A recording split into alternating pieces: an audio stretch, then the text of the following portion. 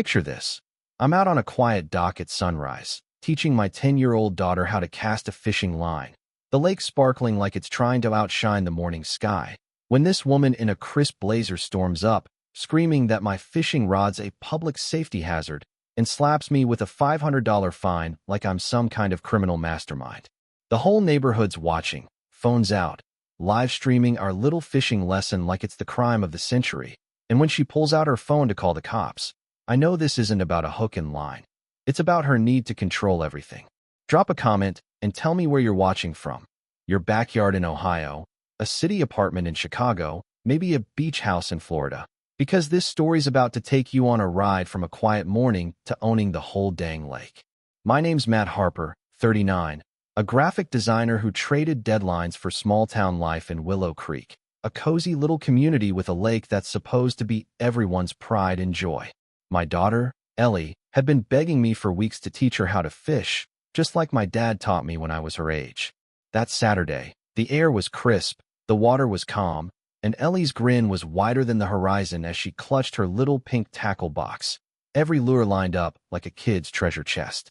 I was showing her how to flick her wrist just right when she tugged my sleeve, her voice small. "Dad, who's that lady?" I turned, and there was Patricia Klein, the 50-something HOA president, barreling toward us in a golf cart, like she was leading a SWAT team. Two neighbors trailed her, one already filming on his phone, the screen flashing with comments from the Willow Creek community group. "Rule breaker alert." Like we were Bonnie and Clyde. "Matthew Harper." Patricia's voice sliced through the morning, sharp as a knife. "You're in violation of HOA regulations." She stood there, hands on hips, her blonde bob so perfect it looked like it was glued on, waving a piece of paper like it was a court order. I blinked, still holding Ellie's rod. "Violation? We're just fishing." She smirked, the kind of smirk that says she's been waiting for this moment her whole life. "Fishing before 9 a.m. is against quiet hours," she said, "and that rod's a safety hazard. You're disturbing the community." Ellie's eyes went wide, her little hands gripping the rod tighter. I pulled out my state fishing license, thinking this had to be a mix-up. "I've got a permit," I said, holding it up. "This is legal." Patricia barely glanced at it, swatting the air like my license was a fly. "This isn't about your little permit, Mr. Harper. This is about standards. You're fined $500, $100 for the violation, for $100 for processing and legal fees." I felt my stomach twist. $500 for fishing with my kid. I read the citation she shoved at me, the paper so official looking it might have fooled a judge. "This is insane," I said, trying to keep my voice steady for Ellie's sake.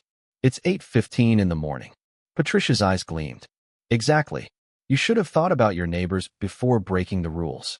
The guy filming, some neighbor named Greg, was narrating like a sports commentator. "This is what happens when people ignore community standards," he said to his phone, the comments piling up. "Get him, Patricia." Ellie whispered, "Dad, are we in trouble?" Her voice cracked, and that's when the anger hit me, hot and sharp, because this wasn't just about me. It was about my kid, scared and confused on what was supposed to be a perfect morning. Then Patricia upped the ante. She whipped out her phone, dialed with a flourish, and announced, loud enough for Greg's live stream to catch, "I'm calling 911. We've got a trespasser threatening community safety." My jaw dropped. Trespasser? Threatening? I was teaching my daughter to fish, not robbing a bank. Ellie's rod slipped from her hands, clattering on the dock, and she grabbed my arm, her eyes filling with tears. "Dad, are they gonna arrest you?" I pulled her close, my heart pounding, and said, "No way, kiddo. This is just a big misunderstanding." But inside, I wasn't so sure. Patricia's voice on the phone was pure theater. "Yes, officer, we need immediate assistance at Willow Creek Lake. This man's endangering residents." Greg kept filming, his commentary getting bolder. "This is why we need strong HOA leadership." And I realized this wasn't about fishing.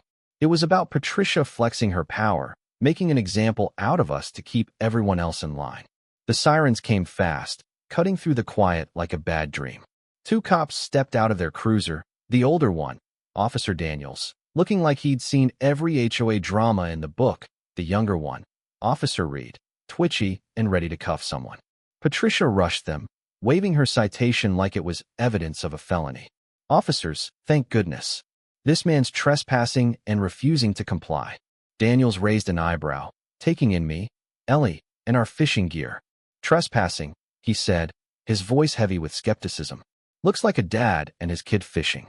I handed over my license, explaining we were just out for a morning lesson. Reed, the young cop, reached for his cuffs, but Daniels stopped him with a hand. Hold up. Let's see the paperwork. He scanned my license, then Patricia's citation, his frown deepening. This says you're fishing during quiet hours. That's an HOA rule, not a crime. Patricia jumped in, her voice shrill. Section 14.2 of our bylaws bans lake activities before 9 a.m. It's about protecting our residents' peace. Daniel sighed, rubbing his temples. Ma'am, we've been out here 3 times this month for HOA complaints. Most of them are nonsense. Reed nodded. Yeah, last week it was a guy with a too loud lawnmower. I felt a flicker of hope, but Patricia wasn't backing down. Arrest him, she demanded. He's disrupting the community.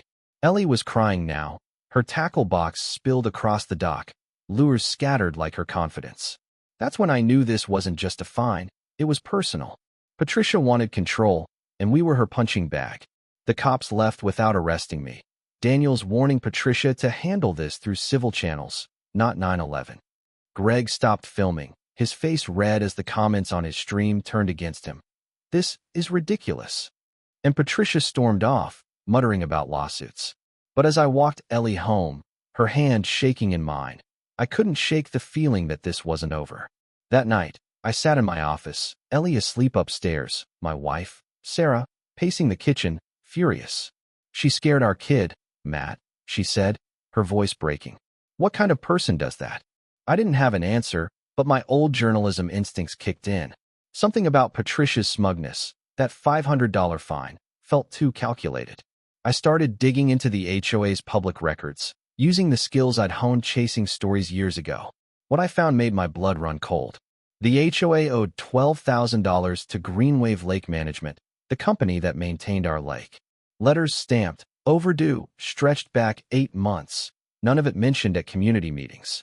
Patricia had been collecting our dues, hundreds a month from every resident, but the money wasn't going to the lake. I dug deeper, finding bank records showing $20,000 funneled into an account tied to Patricia's name, labeled as maintenance fees. She'd been pocketing cash while letting the lake contract lapse, risking our access entirely. Sarah leaned over my shoulder, reading the documents. She's stealing, she whispered, and finding us to cover it up? That's when it hit me. My mom's inheritance, $50,000 sitting in my account, could be more than just money. It could be a weapon. Sarah and I hatched a plan. If I paid off the $12,000 debt to Greenwave, I could negotiate control of the lake, flipping Patricia's game on its head. I called Greenwave the next morning, and their manager, Tom, was stunned. Nobody's paid us in months, he said. Your HOA's a mess. I wired the money that day, securing a 99-year management contract giving me authority over lake access. But I didn't stop there. Sarah found posts on the community board from other families, fines for loud barbecues, unapproved mailbox colors, all targeting parents with kids. Patricia was building a kingdom, and families like ours were the enemy. The breaking point came when Patricia rallied her loyalists for a protest outside our house, signs screaming, "Protect our peace," while they honked car horns at all hours. Ironic, considering her quiet hours obsession. Ellie started having nightmares, waking up crying about cops taking me away.